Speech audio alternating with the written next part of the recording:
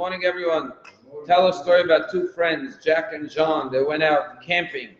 In the middle of the night, Jack wakes up and he wakes up John. He says, John, look up and tell me what you see. And it's the middle of a nice dark night. He looks up, he says, I see stars. Billions, hundreds of billions of stars that God put into the heaven. And he says, well, Jack, what does that tell you? He says, that tells me God is infinite universe with hundreds of billions of stars. And then Jack says to John, and what does it tell you? And John says, what it tells me is that someone stole our tent. Sometimes in life, we forget to see the big picture. Today is a Jewish holiday. It's called Tu B'Shvat, the New Year for trees. The custom is we go out and buy a new fruit that we haven't eaten for a year, and we thank God for the fruit by making a shachianu on a new fruit. What is the meaning of this day? Everyone says the birthday of trees. What it really is in the laws of giving tithes, the farmer would have to give from his crop, from his fruit every year. So Tu B'Shvat was the cutoff point. Any fruit that was ripened before Tu B'Shvat belonged to the previous year. Any fruit after Tu B'Shvat belonged to the new year. Similar to like your taxes. There's a date that all the income from 1 year, you pay taxes 1 year. From after that date, April 15th, you pay for the next year, or January 1st, whatever it is. There was a new year for fruit. Today is the day the rabbis determined. Now the question is, why not Rosh Hashanah? It should be the new year. Whatever fruit was before Rosh Hashanah is the previous year. After Rosh Hashanah is the new year. Why? What's significant about today? That today's the day for the new year for trees. So the Talmud gives the fascinating answer. Right now in the winter, not in Florida or wherever else you are, there's no fruit on the trees. The fruit don't start ripening till the springtime. So why is today the new year for trees?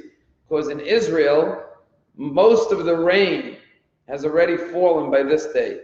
And since most of the rain has fallen, we celebrate Tu B'Shvat today, not in the spring.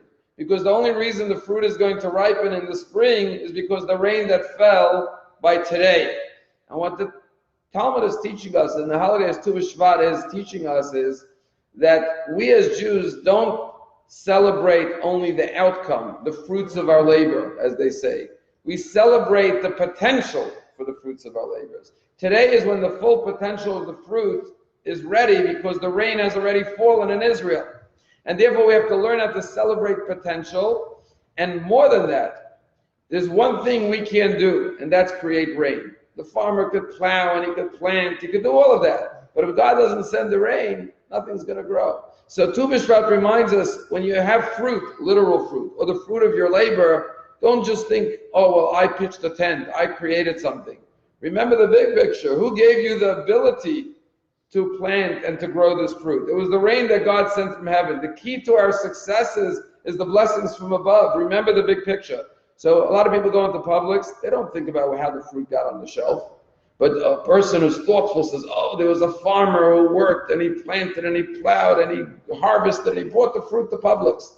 But a really deep person says, even beyond the farmer, God sent the rain. By today, the rain fell. That's why we were able to have this fruit. And therefore, when you do that, you realize you have to give tithes. When you realize God gave you the potential, like the rain is from Hashem, then you want to share your blessings with others and give your tithes. And that's why today is the day for the new year of the tithes.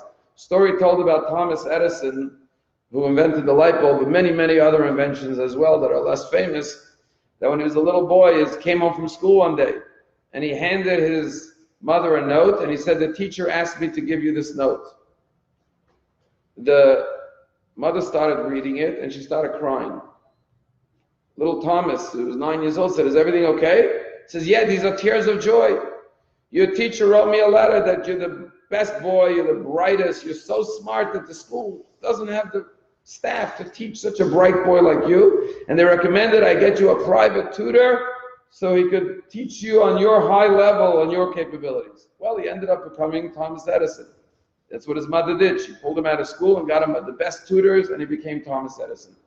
After his mother died, he was going through his mother's belongings, cleaning up the apartment, and he found tucked away in a drawer the letter from his teacher. And he opens it up, and the letter says, Dear Mrs. Edison, I'm sorry to inform you but your son has learning disabilities. He can't keep up with the rest of the class. I recommend you take him out of school and give him a special tutor because he can't keep up with the rest of the students. He's not capable of learning. But as a good mother, she didn't believe what the teacher said. She believed in the potential that her son had, and she nurtured that potential. And she saw the fruits of her labor, and every time you have electricity, you could thank his mother for not giving up on the potential of her child. That's what Tu B'Shvat teaches us. See the potential and celebrate potential, and then bring that potential into fruition.